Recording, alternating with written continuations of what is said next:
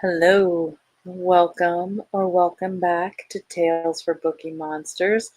My name is PK. It is Wednesday. Had to think a minute.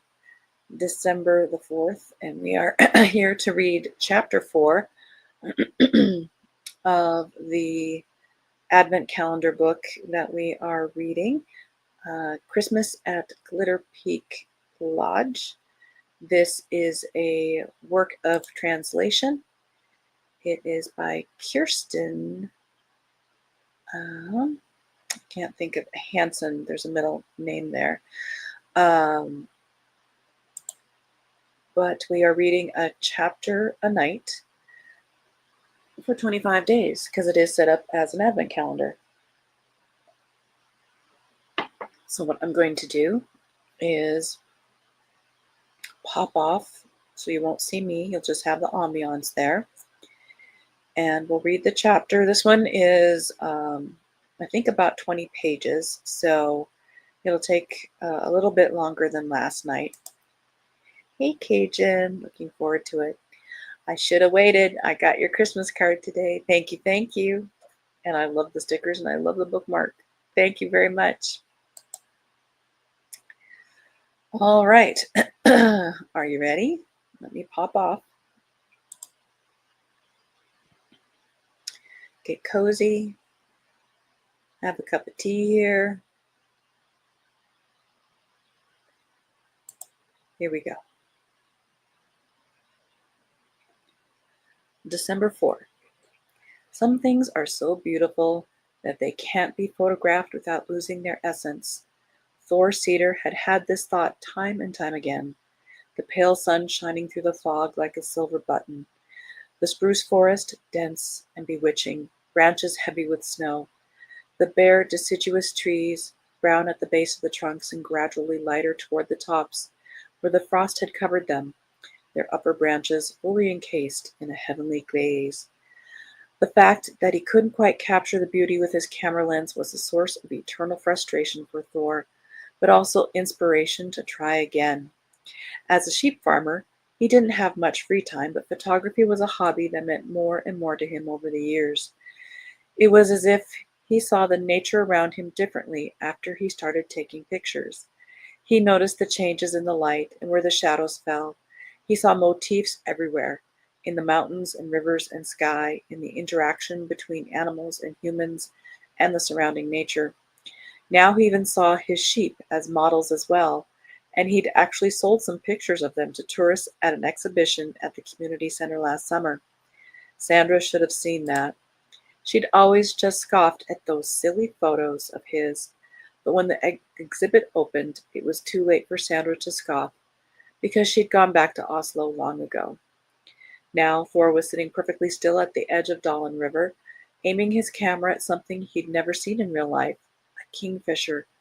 These birds tended to favor warm climes and were therefore rarely spotted in Norway. It was hard to grasp that it was really here on the Dalen River in the middle of winter, but the river hadn't frozen over yet, and the bird must have found something to eat up here. It had flown across the water like a bolt of royal blue lightning and was now perched on a low-hanging branch above the river. Thor stayed as still as he could as he pointed the camera. He snapped a few times, but the result wasn't good enough. He pulled off a glove and turned one of the knobs on the camera.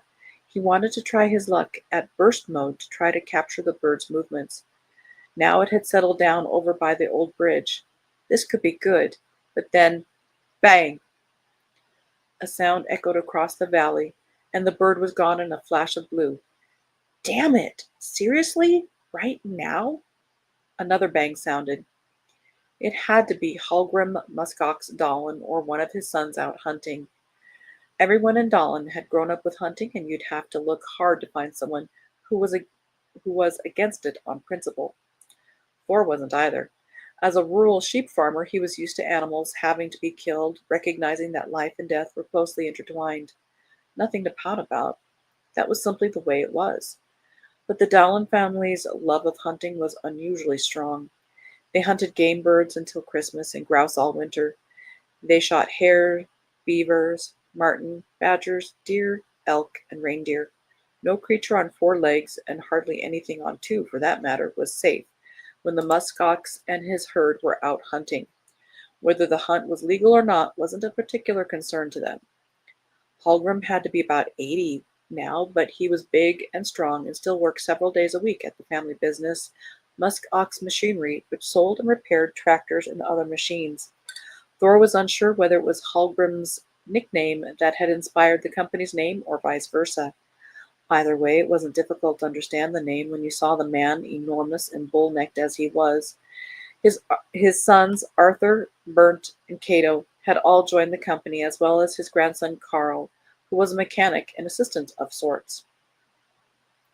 Hallgrim was the great-grandson of the fabled old Hallgrim, who, according to legend, had lived to be 112 and killed a bear with his bare hands when he was 110. Thor had his own opinions about the tale, but there was no getting around the fact that the younger Hallgrim was a prolific hunter. The Dahlin family's enormous log house could be seen on the hill on the other side of the river. It was on one of the nicest plots of land in the village, and practically every square foot from basement to attic was filled with skins and antlers from animals that Hallgrim and his family had killed.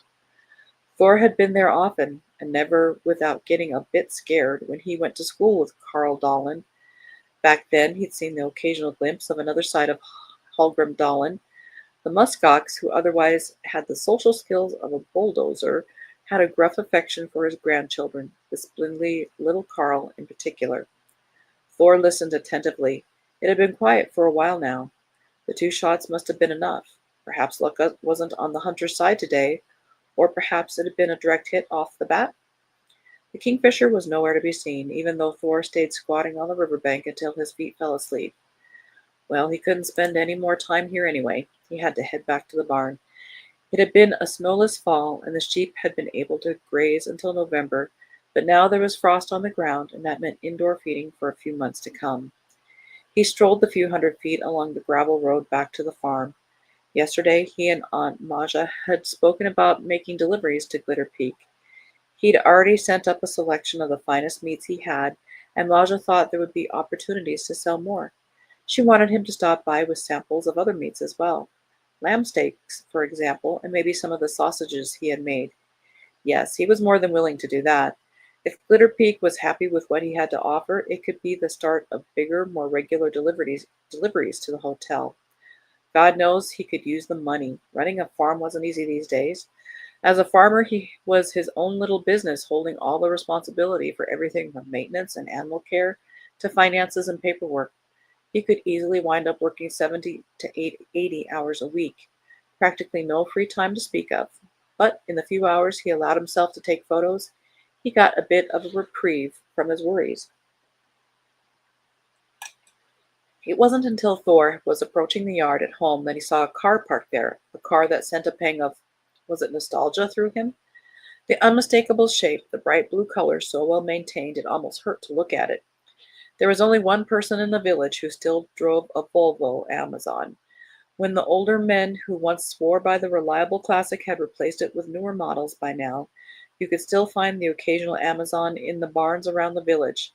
They were polished and waxed and given an airing for holidays and parades. Thor didn't even need to get close enough to read the license plate to know that the figure sitting on the steps of the farmhouse was the muskox cat. Carl was a simple man, but he had been a faithful friend to Thor throughout elementary school. A person didn't have that many friends to choose from in a small place like Dahlin. Nowadays, the two of them mostly met only when Thor stopped by the workshop to have some machines serviced or buy some parts. They always exchanged a few friendly words, but they didn't have that much in common anymore besides the machines and their childhood days. Once Thor had brewed some coffee, they sat down in the old kitchen table, both with steaming hot mugs in front of them. Carl squirmed in his chair and looked out the window at the bird feeder. "Blue tit," he said. "Huh?" Thor said, following his gaze. There was indeed a tiny Eurasian blue tit sitting on the feeder. "Aha, there's quite a lot of blue tits and blue tits around. Great tits and blue tits around here right now," Thor said. Carl nodded. "They like it, lard." "Yes," Thor replied. Then they sat in silence for a while. "I saw a rare bird down by the river earlier," Thor said. "A kingfisher. but it got scared off by gunshots before I could get a good picture of it. Were you the one out hunting?" Carl shook his head. "Do you know who it was?" Thor asked. Carl shook his head for a while longer before it gradually turned into a slow nod. "It was probably Uncle Burnt," he said. "He wanted to shoot a buck he saw over on the south side." Silence again. "Was there anything you wanted to talk about?" Thor asked, "since you stopped by?" Carl shook his head again. "No." Then he nodded. "Are you up at Glitter Peak much these days?" Thor was a bit surprised by the question. "No." "Well, it depends on what you mean by much. I stop by every once in a while. Why?" Carl fell silent and looked out the window again. The blue tit was gone. "I have to get back to the workshop," he said suddenly, standing up. "Gotta fix Michelson's headlight and straighten out a dent in the fender." "But what did you mean about Glitter Peak, Carl?" The musk ox calf just shook his head again. "Nothing. Gotta head out now." Thor watched the blue Volvo as it turned onto the main road, following the oval taillights with his eyes until they were swallowed up by the darkness. It wasn't easy to make sense of Carl, but if he had something on his mind, he'd get it out eventually. It had been a long day. Ingrid kicked off her shoes and hung her jacket in the closet. She opened the kitchen cabinet and reached behind the bags of almonds and cartons of raisins. The plastic crackled as she pulled out the bag of caramels. She didn't know why she hid it. It was probably a remnant from her time with Preben when caramels were a guilty pleasure. He would have had something to say about carbs and saturated fats, but God, the way they melted in your mouth was pure heaven. She unwrapped a golden candy and popped it in her mouth. Mmm. It was a taste she experienced only on Saturdays as a child, but now she could indulge herself whenever she wanted. Being an adult involved a lot of hassle, but there were some advantages too. Her phone buzzed. "Remember to rest," Vigard's message read. It seemed he'd taken upon himself to be her life coach now, too, in addition to acting as her financial advisor and social media manager. But Vigard knew her, and he was right. She wasn't good at taking breaks. Breaks were important, she'd learned that much. Okay, then maybe she should listen to him. Rest. How were you supposed to do that, though? She hesitated a bit before taking a bottle of white wine out of the fridge. Yes, damn it. Now she was going to sink down on the sofa with a glass of wine and watch TV before dinner. She'd never been much of a TV watcher. She'd always been too busy and found it strange how people could spend so much time on it. She thought TV was a poor substitute for real life. Soaking in hot springs on the way up Kilimanjaro, or camping in a tent in the Arctic with a storm raging outside and the northern lights glittering above, she hadn't needed that kind of entertainment. Life itself was more than enough. Now, however, she saw things differently. She was neither in Africa nor the Arctic. She was in her apartment at Glitter Peak Lodge, in the middle of the Norwegian mountains, in the middle of the Norwegian winter.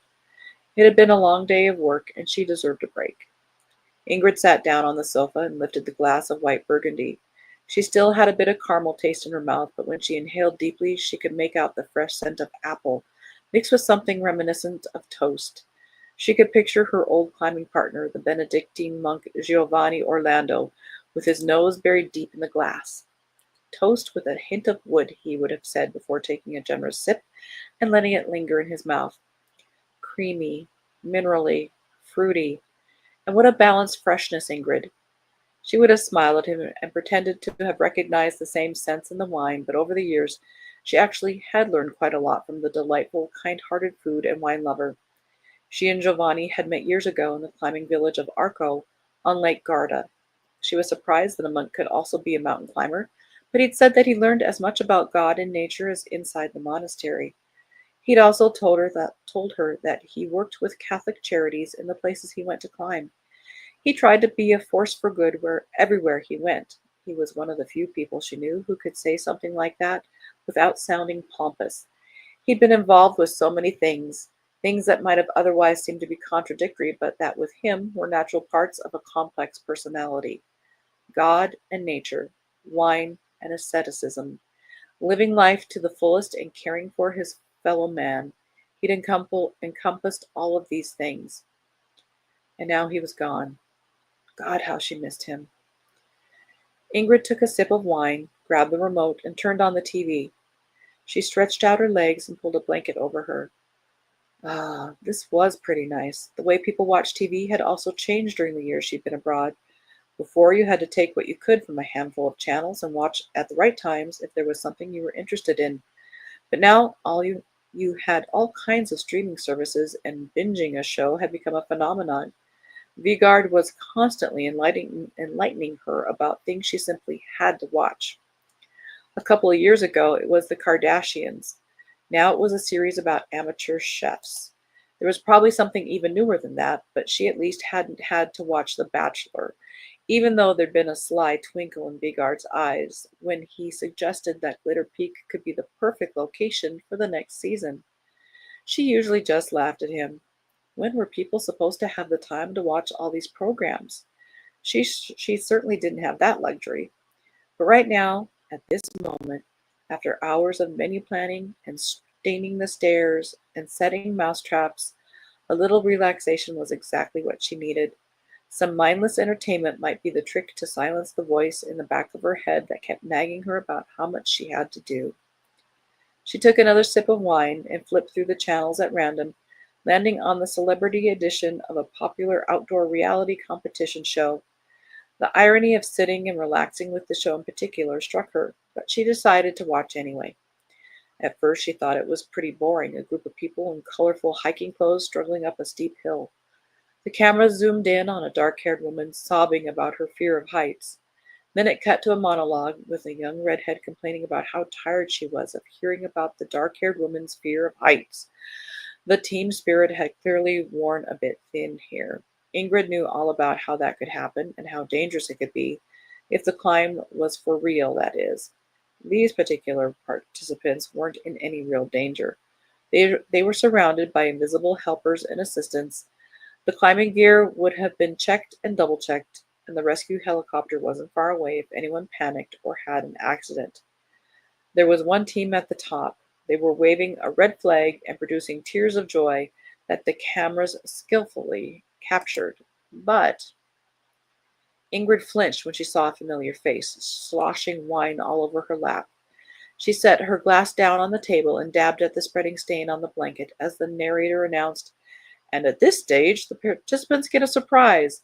The judge of the summit competition isn't just anyone, because when the participants reach the top of Frost Peak, they are welcomed by Preben Wexelson, international globetrotter, expedition leader, and adventurer, and regular on lists of Norway's sexiest men."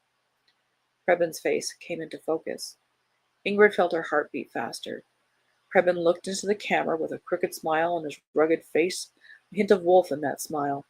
It somehow felt as if those green eyes under those dark brows were staring right out of the TV and straight at her. Suddenly, he was there, the man she'd once loved. This was unbelievable. She couldn't even get 5 minutes of relaxation before her past appeared on the TV screen. What were the odds of that happening? Well, there he stood, so confident, arms crossed, welcoming the expedition members as they trudged to the top. It's not just the juries of the women's magazines who think he's one of Norway's sexiest men, Ingrid thought. He thinks so himself, too. And Preben was nice to look at, no doubt about that. He also had charm, charisma. Preben always knew what to say and do, how to get people on board to help them perform their best. He was tough and inspiring, but she also knew he wasn't as invincible as he liked to make himself out to be. Even Preben Wexelson could make mistakes. He was a human being with strengths and weaknesses, but he was reluctant to admit that. His competitive instinct, for example, he had needed it in order to achieve as much as he had, but sometimes it could overshadow his judgment and cause him to make the wrong decisions. His stubbornness verged on childishness, and he had a hard time listening to others and taking advice. This stubbornness was what had brought misfortune upon them in the Himalayas. That was the bitter truth. That, and the fact that she had been so incomprehensibly dazzled by him that she hadn't put her foot down when he wanted to start the ascent, despite warnings from the Sherpas that the weather and snow conditions weren't optimal. "There's not going to be an avalanche," he'd said firmly. She and the others had believed him, and they'd set out from base camp. A day or two of waiting would have saved them. A day or two of Preben listening to the others and not being so unbearably self-righteous. Then everything could have been avoided. But they went out. Disaster struck. There was indeed an avalanche. And now here he was on TV, smiling that wolfish smile as if nothing had happened. She couldn't believe he was able to do that, make entertainment out of climbing after what they'd been through, after the accident where they'd lost so much. They'd lost brother Giovanni and barely escaped with their own lives. The local development projects they were involved in had come to a standstill.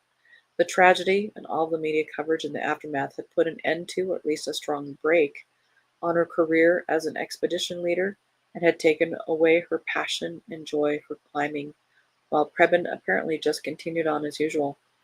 She'd turned down the volume on the TV. It had gotten harder to breathe.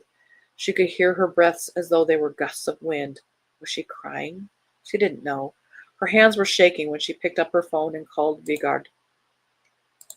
"Hey, sweetie," he picked up on the second ring. "What's up?" She couldn't answer in the same upbeat way. "Vigard," she sobbed. "Preben, he's on TV right now. Oh no, wait a sec. Let me just go to the other room." She heard the sound of a door closing before he continued. "Okay, you saw Preben on TV?" "Yes." "Is it that reality show?" "Yes. Have you seen it too?" "No, but I've seen some commercials. Maybe I should have warned you. Are you okay?" "No, or I don't really know." She paused for a moment and tried to control her voice. Vigard, it makes me sick to look at him. He's just like moved on. Norway's sexiest man and globetrotter and expedition leader, the presenter had called him. Has everyone totally forgotten about the accident? I just don't get it. A terrible suspicion dawned on her. Could it be that Preben has gotten even more interesting for TV producers after the accident? Like the scandal made him exciting and sexy somehow? Vigard hesitated for a moment before answering. I don't think so. And I don't think they've forgotten about the accident either. But they probably think that accidents happen and that you can't blame people forever. A year and a half. That's not forever. We lost a friend in that accident, a good friend. And I lost my career, my network, the life I built. She heard Vigard take a deep breath. They'd been through this before. Vigard also knew she'd lost more than just this. Shortly after the accident, as soon as she'd gotten home and seen Vigard again, she told him about the loss that neither Preben nor Nana Borghild had been informed of. But he also knew that it was too difficult for her to talk about. You haven't lost your career, Ingrid, or your life. You're 33 years old. Life has only just begun. You have your skills, your experience, tons of job offers. You have me and Nana Borghild, and of course you have Glitter Peak Lodge. Yes, but there are so many obstacles all the time in the hotel business too. Something is always coming up. I'm tired. I don't know how much more I can handle. But isn't that just like climbing, Ingrid? Climbing? Vigard continued. When you've been up on a difficult wall and encountered obstacles, you want nothing more than to try again the next day, right? Yes, or it was like that. It isn't anymore. There was silence on the other end. Listen, Ingrid, Vigard said after a moment. I have to run, but we'll talk again soon, okay? Okay, she said. I didn't mean to bother you. You're never a bother, honey. She knew it wasn't true. Vigard was simply too nice to say that it wasn't a good time to talk, and she was grateful for that. She blew her nose, suddenly embarrassed to be feeling so sorry for herself. This wasn't her. She was alive after all, and fully aware that she had a lot to be grateful for. She put down her phone and had just taken another sip of wine when there was a knock at the door. Nana Borghild was standing with Thor Cedar in the doorway. Now the tall, fair-haired farmer towered more than a head over Borghild. Hi, what are you doing here? Ingrid exclaimed. Then she caught herself, hearing how rude it sounded. Sorry, please come in. They both stepped inside, and Thor shut the door behind him. He was holding a brown paper bag in one hand.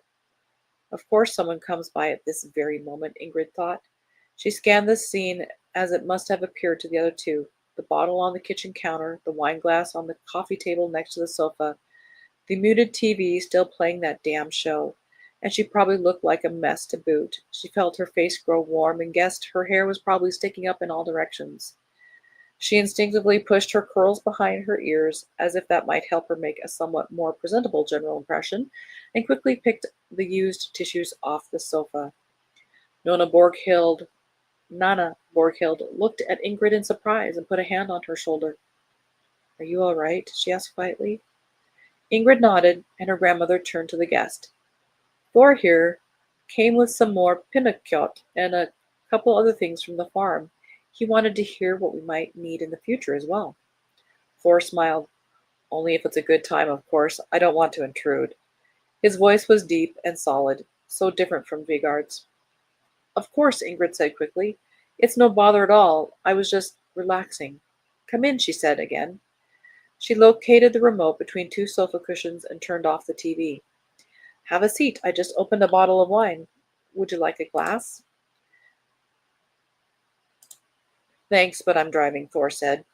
It almost looked as if he was embarrassed to decline. He wasn't at the hotel that often, and he'd never been here in the residence, at least not since Ingrid had moved in. She and Thor had been good friends throughout their childhood and adolescence, even though their fifth-grade romance had been short-lived. She broke it off after a few weeks for reasons she no longer recalled, and she didn't remember how Thor had reacted either. He wasn't exactly the type to talk about feelings. Thor mostly stuck to the practical, really, just as she did. But their friendship had lasted until she moved to Oslo for college, or it had lasted to some extent, even though they hadn't had much contact after she left the village.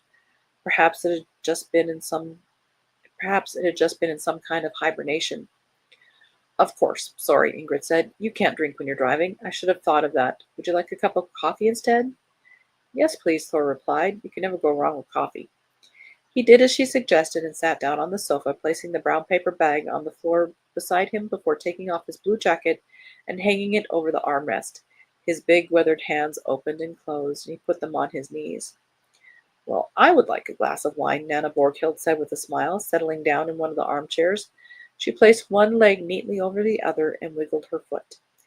Ingrid slipped into the bathroom and splashed cold water over her face while the coffee brewed. She looked at herself in the mirror. She didn't look as bad as she felt, actually. A little tired, maybe. Bushy hair. No makeup, a hint of dark circles under her eyes. Maybe she should start using something to cover them up. One of those products Vigard was always hinting at. But she wasn't too fond of that kind of thing. She always thought that natural was best. She got a cup of coffee for Thor and a glass of wine for her grandmother and sat down on the sofa. Nana Borghild spoke eagerly about the deliveries from Thor's farm. She was really talking him up. Thor and Borghild could have discussed the deliveries with Aisha or Maja, but Thor was, of course, welcome to come to her by all means. It was nice that he was here, actually. It gave her something to think about besides that damn Preben Wexelson.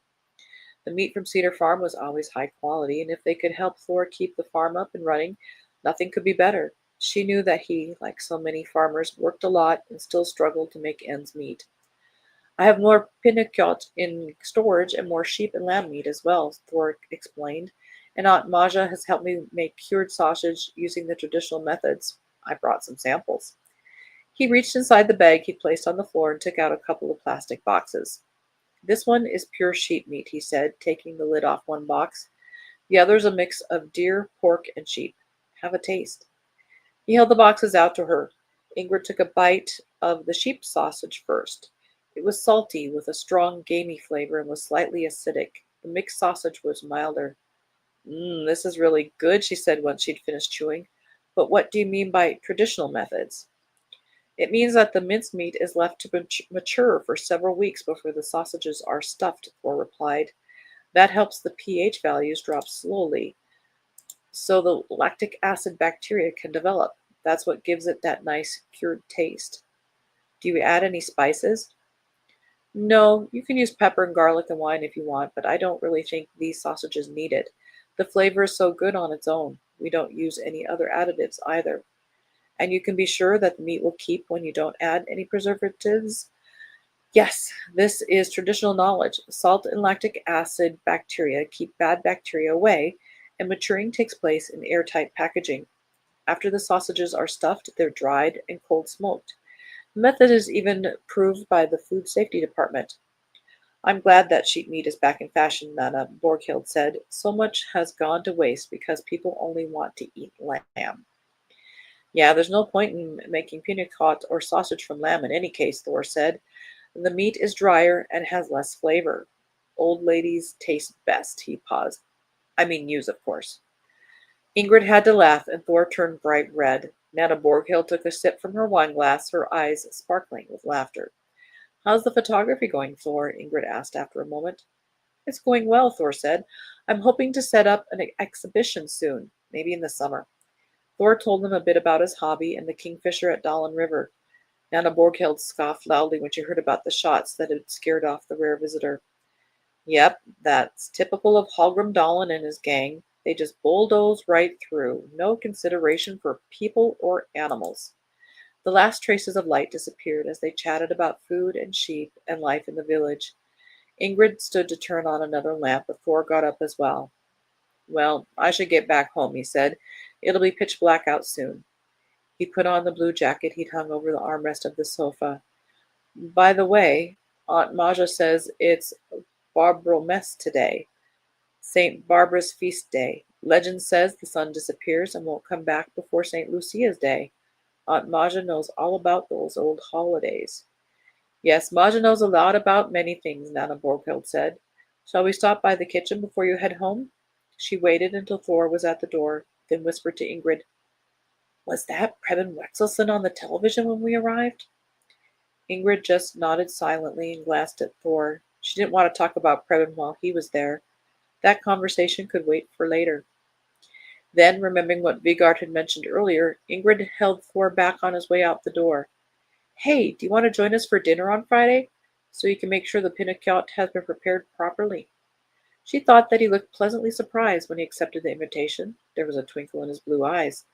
She'd almost forgotten how cute he was when he smiled.